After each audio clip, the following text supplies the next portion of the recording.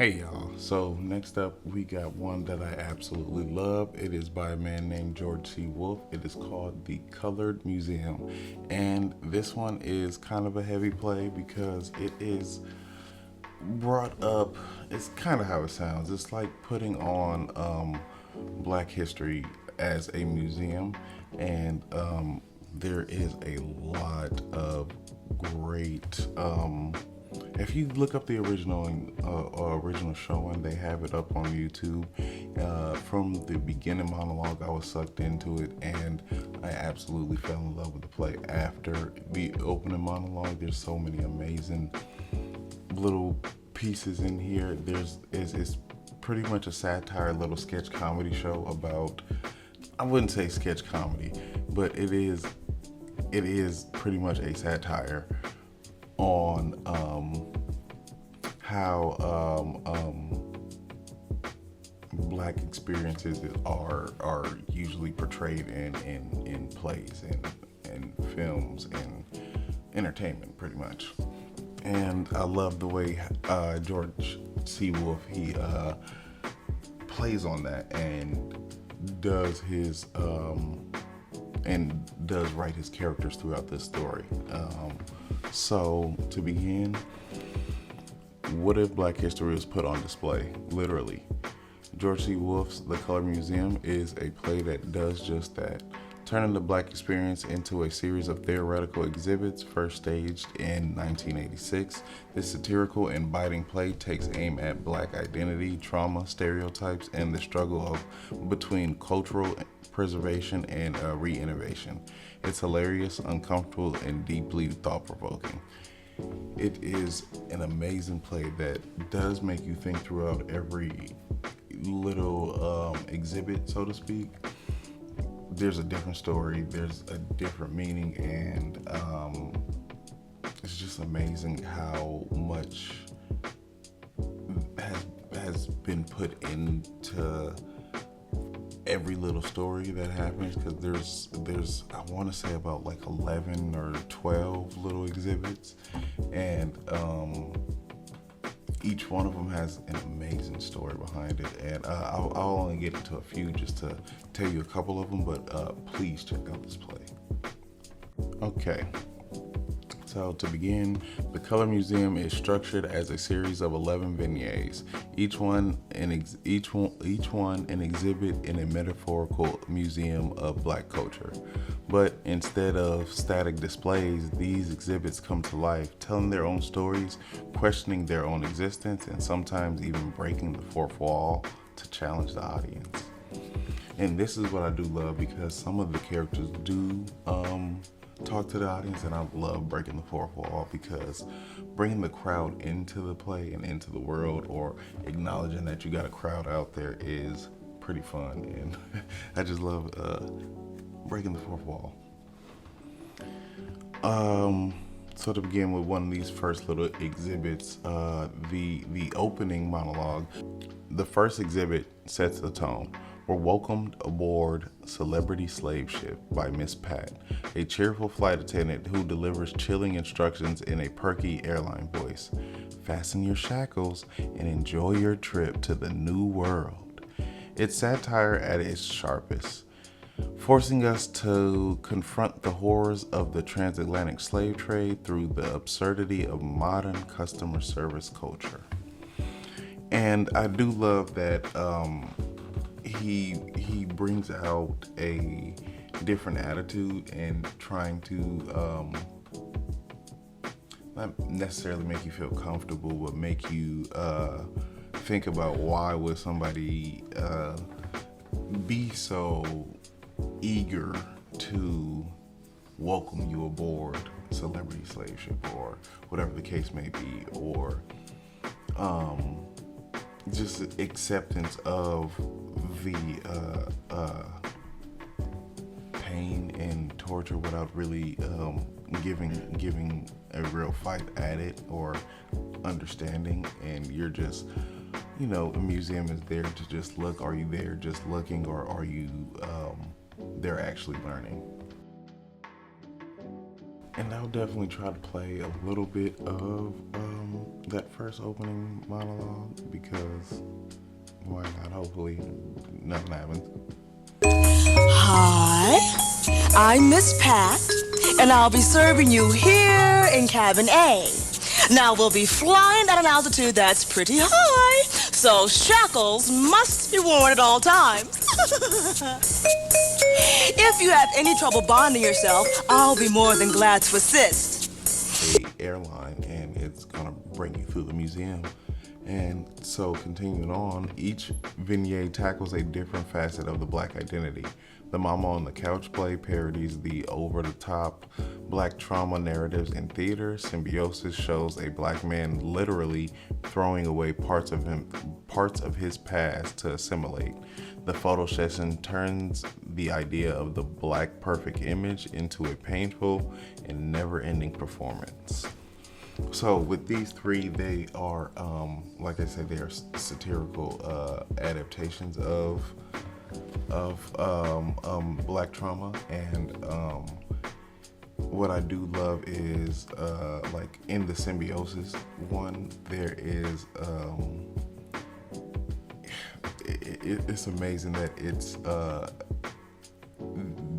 the pretty much the whole premise of that scene was that a Black man is throwing away his old self to assimilate to his new world because he's in the corporate world now, and he has to be more uppity, I guess, and less cultural. And he's thrown away all his old Black records, Black awards, and things that pretty much just made him himself as a kid. And literally, it's the other character that he's talking to pretty much is called the Kid, and it's I don't want to give too much away, so go find this play, please watch it, and I guarantee it is one of those worth the watch. One of the most powerful moments comes in the hairpiece, where two wigs, one afro, one straight, argue over a Black woman's head, symbolizing the internal battle over cultural pride and Eurocentric beauty standards. And in the last Mama on the Couch play, Wolf takes aim at the idea that Black theater must always be about suffering, questioning whether Black artists are allowed to move beyond trauma. And what I do love about what he did in especially like the last couple of exhibits, he showed the absurdity of how much because it's like what the last Mom on the Couch is throwing a bunch of traumatic plays into one, and showing kind of how absurd it was to always have Black trauma be the main focus on our arts, and that characters can't just be a character and just be Black. And it seems like always the Black character has to go through the traumatic events, and I do love that he plays on that with his satire.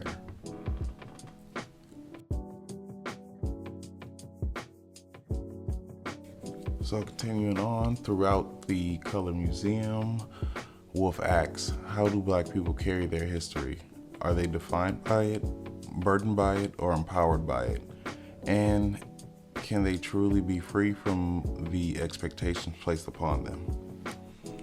What I do love is George C. Wolfe. He also tackles a lot of issues in the Black community, especially like one of my favorite ones was the Vietnam soldier, and how he pretty much was facing PTSD and didn't know how to.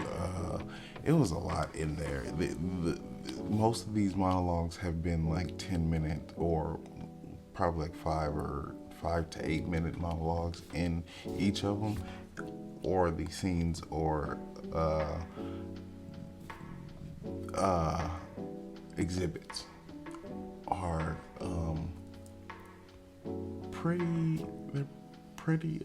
they're a decent amount of time, and some of them have one character and they still suck you in so much that you can't get over what their story is and how they move through it, especially for the LGBTQ folks.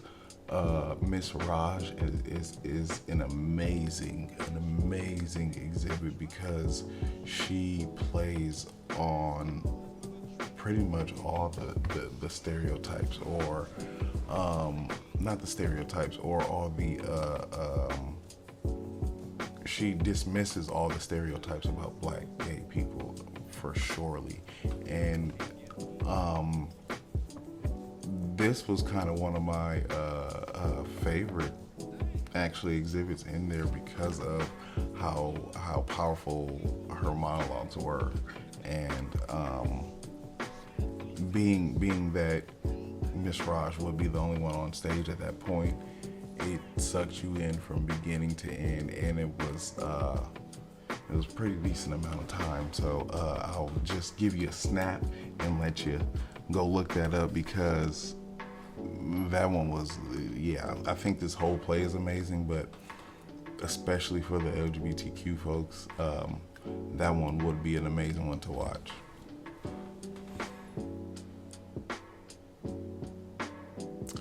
So to conclude, this isn't just a play about confrontation, it's a mirror held up to the black culture, American history, and the audience itself. The Black Museum, the Colored Museum, forces us to ask, are we simply visiting these exhibits, or are we living in them? And to conclude, I love this play because it tackles a lot of issues of racism, how we usually deal with it.